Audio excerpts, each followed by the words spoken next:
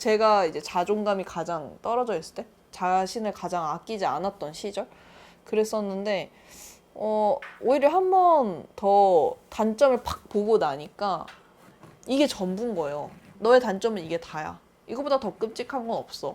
얘를 사랑할래, 미워할래? 약간 진짜 그럼 결혼하기 직전에 이렇게 다 싸운 다음에 얘랑 계속 할 거야, 말 거야. 이랬는데 이 단점을 제가 안고 갈 수 있을 것 같은 거예요. 저의 단점은 그거였어요. 좀 남들이 봤을 때는 단점이야? 싶을 수 있지만 생각이 너무 많은 거? 생각이 너무 많아서 우울해지기가 쉽거든요. 안 좋은 생각도 많이 할 수 있고. 근데 그게 단점이라면 좋은 생각도 많이 하면 되잖아. 그 너를 위한 위로도 많이 만들면 되잖아.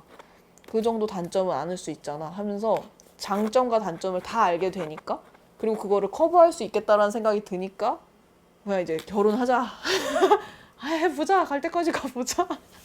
하면서 있는 그대로 받아들이게 된 순간부터 사랑하게 된 것 같아요. 흔들리는 거는 사실 누가 뭐라고 해서 흔들리는 건 아니고, 제가 저를 못 믿어서 네 그거 맞아? 네가 그거 참아야 되는 거 맞는 거 아니었어? 근데 제가 그 참아야 된다고 말하는 외부의 소리를 좀 덜 들을 수 있었던 이유는 발칙한 생각인데, 그래서 당신은 좀 잘 살고 있나요? 약간 그 생각했어요. 그렇게 말하는 사람들 치고 엄청 제가 봤을 때 존경하는 삶이라든가 뭔가 막 멋진 어른 막 이런 사람은 없었거든요.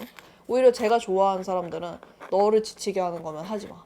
소중한 사람한테 우리가 그렇게 얘기하지 다 참으면서 하라고 얘기하진 않거든요. 나를 진짜 소중하게 대해주는 사람의 조언은 아닌 것 같아서 그 사람이 내가 되고 싶은 사람 내지는 존경하는 사람인지를 먼저 파악을 해요. 근데 그게 아니라면 저는 제가 좋아하는 책의 저자들 말을 조금 더 들으려고 해요. 부정적인 말이나 그런 것들은 안 하려고 하거든요. 근데 저는 안 하려고 해요. 복수가, 그러니까 진짜 제가 잘 사는 건 복수가 되겠죠. 근데 그 사람한테 가가지고, 뭐 이렇게 하신다더니 아직 이직도 못 하셨네요? 일자리 알아보시는 거 알았어요. 제 친구 거기 다니는데 포트폴리오 떨어진 거 다 봤어요. 뭐 이럴 수가 없어요. 실제로 있었던 일인데.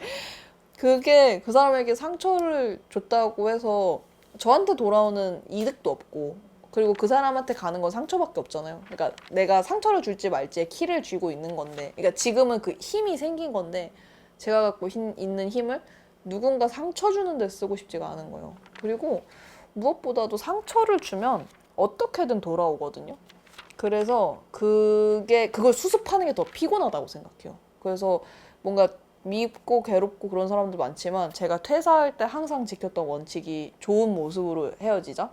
항상 뭐 퇴사하기 전에 깽판 쳐 이런 사람도 있고, 싸우고 나와 이렇게 말하는 친구들도 있었는데, 저는 그래서 그 실업급여도 안 받았거든요. 그걸 챙겨줘야 되는 건데 그 회사에서 안 챙겨줬어요. 이런 걸로 싸울 수 있잖아요. 근데 그조차 할 힘도 없었고 그냥 나쁜 추억을 안 만들고 싶은 거예요. 근데 그렇게 하다 보니까 그게 미래의 나의 발목을 붙잡지 않더라고요. 누군가의 미움을 사지 않는 게. 그래서 저는 그냥 잘 사는 게 정말 최고의 복수인 거는 맞고, 그렇게 됐다고 해도 상처를 주거나 복수를 할 필요는 없다고 생각해요. 아까도 제가 점심을 먹는데 우동 세트를 시켰는데 모미를 주시는 거예요. 그래서 우동이다 이렇게 얘기하시니까 엄청 또렷한 눈빛으로 모밀이다 이러시길래, 저는 모밀을 못 먹거든요. 모밀을 주문할 리가 없거든요. 그래서 화를 냈을 수도 있는데 우동이다. 그래서 그냥 우동을 먹었거든요. 그렇게 싸우거나 약간 빈정상할 수 있을 때 이렇게 생각해요. 근데 이 사람이랑 나랑 싸우려고 이거 하는 거 아니지 않나? 그냥 이 사람도 이거 주는 게 일이고 저도 이거 먹고 계산하는 게 일인데, 싸우는 건 우리 일의 목표에 없었던 건데 해서 그런 건 좀 피하려고 하고, 갑질 이런 것도 정말 소비자나 어떤 위치에서 할 수 있는 게 많잖아요. 근데 안 하려고 해요, 전혀. 그게 부끄럽다는 걸 좀 깨달았어요. 그러니까 예전에는 뭔가 그렇게 내가 깐깐하게 하면 뭔가 스마트 컨슈머가 된 것 같은 그 느낌이 있었거든요. 근데 이제 제가 책에 대해서도 막 리뷰를 다양하게 보잖아요. 근데 막 저는 진짜 되게 열심히 쓴 책인데 막 몇 문장으로 좀 별로네요 이렇게 쓰는 경우들이 있어요. 근데 이 사람들은 왜 이걸 별로라고 하지? 라고 생각하면서도 동시에 저도 영화 평점 매기는 그런 어플이 있거든요. 그걸로 평점을 지가 무슨 평론가 같이 매겨나왔던 그게 시절이 있어갖고 나도 누군가의 창작물을 너무 쉽게 평가했었지. 그런 거에 대해서 많이 깨닫고 그 노고에 대해서 조금 더 생각하려고 하고 상처 덜 주려고 하고 감수성이 조금 더 많이 높아졌어요. 계속 더 나은 사람이 되고 싶은 바람이 있는 것 같아요. 그것 중 하나가 결국엔 인성이라는 생각이 들고 좋은 걸 만들려면 좋은 걸 봐야 된다고 생각하거든요. 좋은 사람을 봐야 되고 좋은 책을 봐야 되고 좋은 장소에 가야 되고 근데 좋은 사람들이 하나같이 성격이 너무 좋았어요. 정말로 존중해주는 느낌? 진짜 본인이 막 수익도 높고 위치도 높고 이런데도 너무 배려해 주시고 이를테면은 예전에 이은결 마술사님을 뵌 적이 있었는데 이은결 마술사님 얼마나 대단해요. 근데 막 고기를 구워주시는 거예요. 너무 대단하시다 보니까 고기를 안 구워보셔서 너무 다 태우셨는데 근데 그 마음이 중요한 거잖아요. 그래서 뭐 많이 좀 본받으려고 하죠. 나이가 어리다고 무시하지 않고 이렇게 하는 것들. 그래서 저는 성실함이 예전에 좀 답답했거든요. 나는 왜 이렇게 좀 모범생 같지? 뭔가 그런 톡톡 튀거나 그런 거는 못하는 느낌? 그러니까 제가 항상 미술학원에서 많이 들었던 지적 중 하나가 잘은 그리는데 뭔가 독특한 무언가가 없다. 그런 얘기를 되게 많이 들었어요. 그래서 뭔가 이런 소 같은 성실함이 도움이 될까? 근데 또 다른 저보다 빨리 잘 되는 친구들 보면 뭔가 성실하지 않은데 약삭 빠르게 잘 된 것 같은 거예요. 그래서 또 세상은 또 성실한 사람을 알아봐주지 않는 걸까? 이랬는데 그게 진짜 큰 무기더라고요. 일단 저는 될 때까지 하니까 그게 이제 되는 거예요. 될 때까지 오래 하니까.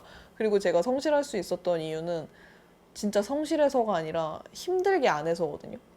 힘들게 안 하면 진짜 오래 할 수 있어요. 그래서 저는 아침에 일어나는 것도 힘들게 안 하려고 알람 안 맞추고 운동도 힘들게 안 하려고 제가 좋아하는 운동만 하고 요리도 내가 힘들지 않게 하는 그러니까 뭔가 힘이 안 들게 하는 그 지점들을 찾거든요. 유튜브 영상도 저 이제 기획부터 업로드까지 전 5시간 안으로 가능해요. 이게 엄청나게 짧은 거란 말이에요. 그렇게 좀 안 힘든 지점을 찾으면 오래 할 수 있다.